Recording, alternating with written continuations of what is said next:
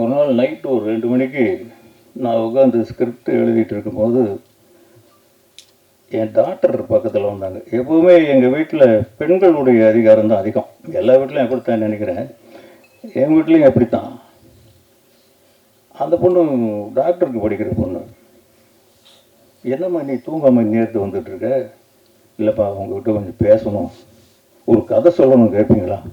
ஏன்னா நீ மெடிக்கல் காலேஜுக்கு போகிறத விட்டுட்டு பொண்ணு ஸ்கிரிப்ட் ரைட்டர் ஆகிட்டியா இன்னைக்கு அப்படின்னு. சரி சொல்லு கேட்போம் அப்படின்னு படன்னு ஒரு கதையை சொல்லுவது. எக்ஸலண்ட்டாக இருக்குது ஒரு கதை. இது யாருமா சொன்னது? செல்வா சொன்னான். புரிஞ்சிடுச்சு. எங்கே சுவிட்சை தட்டினா எங்கே விளக்கு எரியும்னு அவனுக்கு புரிஞ்சிடுச்சு. கரெக்டாக அவன் அப்ரோச் பண்ணானா இல்லாட்டி அவங்களே முடிவு பண்ணாங்களே தெரியல. சரி இது செல்வாவுடைய கதைப்பா.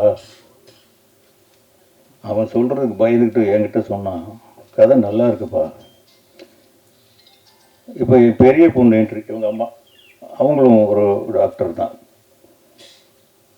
2 பேரும் வந்து இன்னும் கொஞ்சம் பயம் அதிகமாகிடுச்சு, ஏதோ வற்புறுத்தல் நடக்க போகுது அப்படின்ட்டு. இதை என்ன பண்ணணும்? இந்த கதையை படம் எடுக்கணும். யார்? நீங்கள் தான். யார் நடிக்கிறது? தனுஷ் தான். டைரக்ட் பண்ணுறது செல்வா தான். இது உள்ள இந்த 3வது லேடி என்ட்ரி விஜயலட்சுமி. அவங்க வரும்போது தான் என் பலமெல்லாம் போயிடுச்சு. இனி அங்கே அவங்க சொல்கிறது மட்டும்தான் நடக்கும், நம்ம சொல்கிறது நடக்காது.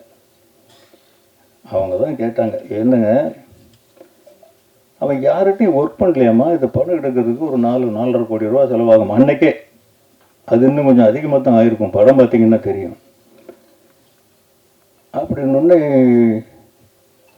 இப்போ எவ்வளோ கடன் இருக்குது அப்படின்னு கேட்டாங்க விஜயலட்சுமி. நான் சொன்னேன், என்ன ஒரு 2-2.5 கோடி ரூபா இருக்கும். இந்த படம் எடுக்க எவ்வளவு செலவாகும்? ஒரு 4-4.5. கடன் வாங்குங்க. பொண்டாட்டி சொல்கிற அட்வைஸ் இப்படி எங்கேயாவது சொல்லுவாங்களா யாராவது? கடன் வாங்குங்க அப்படின்னு. யார் யாருக்கோ கடன் வாங்குவீங்க, பெத்த மகனுக்காக வாங்க மாட்டிங்களா? அப்படி கடன் வாங்கி வந்தவர் தான் செல்வராகவன். இப்படி இன்னைக்கு வந்து ஒரே மேடையில் உட்கார்ற அளவுக்கு இவரும்